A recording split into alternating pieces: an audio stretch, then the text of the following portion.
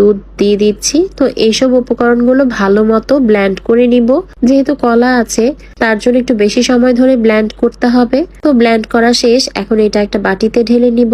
আর এদিক দিয়ে আরেকটা বাটিতে 1.5 কাপ ময়দা বা আটা নিয়ে নিতে পারেন। ময়দা না থাকলে আটা দিয়েও কাজ চালানো যাবে। আমি আটা দিয়ে বানাচ্ছি আজকে কেকটা। তো এখানে আমি 1.5 কাপ আটা নিয়েছি। আর ভালো ব্র্যান্ডের একটা কোকো পাউডার ইউজ করবেন। তো আমি এই ক্যাডবেরি কোকো পাউডারটা ইউজ করছি, বেশ ভালো। তো আমি 1/3 কাপ কোকো পাউডার অ্যাড করেছি, লাগলে আর একটু বেশি অ্যাড করতে পারেন। দেন 1 চা চামচ বেকিং পাউডার, 1/2 চামচ বেকিং সোডা আর লবণ পরিমাণ মতো, মানে 1 পিঞ্চের মতো অ্যাড করেছি।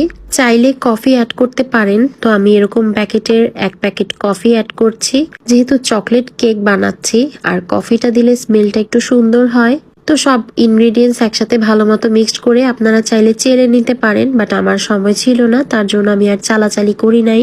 তো এভাবে করে আমি যে ব্লেন্ড করা ইনগ্রেডিয়েন্টস গুলো আছে সেগুলোর মধ্যে আমি অল্প অল্প করে এই ময়দা কোকো পাউডারের ইনগ্রেডিয়েন্টসটা অ্যাড করে তো একদিকে মিক্সড করতে হবে। তো স্প্যাচুলার সাহায্যে আমি একদিকে মিক্সড করে নিচ্ছি। তো ভালো মতো মিক্সড করে নিবেন। আর দেখেন কনসিস্টেন্সিটা এরকম ঘন হবে।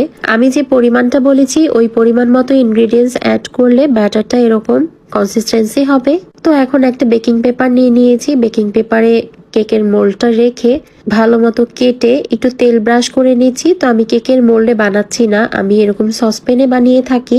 তো যেহেতু চুলাতে বানাবো আর আমার কেকের মোল্ড যেগুলো আছে সেগুলো বেশ বড়, তার জন্য আমি সসপ্যানে বানিয়ে থাকি, বেশ ভালো লাগে এটাতে বানাতে। তো আমি এখন সব ব্যাটারটা ভালো মতো ঢেলে একটু ট্যাপ করে নিচ্ছি হাত দিয়ে এভাবে।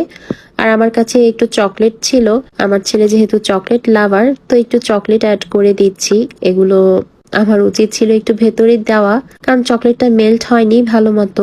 চকলেটটা ভেতরে দিয়ে দেন আবার যদি আমি ব্যাটারটা দিতাম তাহলে চকলেটটা মেল্ট হয়ে যেত। কিছু স্প্রিঙ্কেল দিয়ে দিলাম। তো দেওয়ার পর আমি দেখিয়ে দিচ্ছি। আর এদিক দিয়ে এই হাঁড়িতে বানাবো, তো একটা স্ট্যান্ড দিয়ে ঢাকনা দিয়ে ঢেকে আমি 10 মিনিটের মতো প্রিহিট করে নিয়েছি মাঝারি ফ্লেমে। তো এখন সসপ্যানটা দিয়ে দিলাম হাঁড়িতে, দিয়ে একদম লো ফ্লেমে চুলাটা রেখেছি, দেখতেই পাচ্ছেন। তো ঢাকনা দিয়ে ঢেকে ভালো মতো ঢেকে দিব।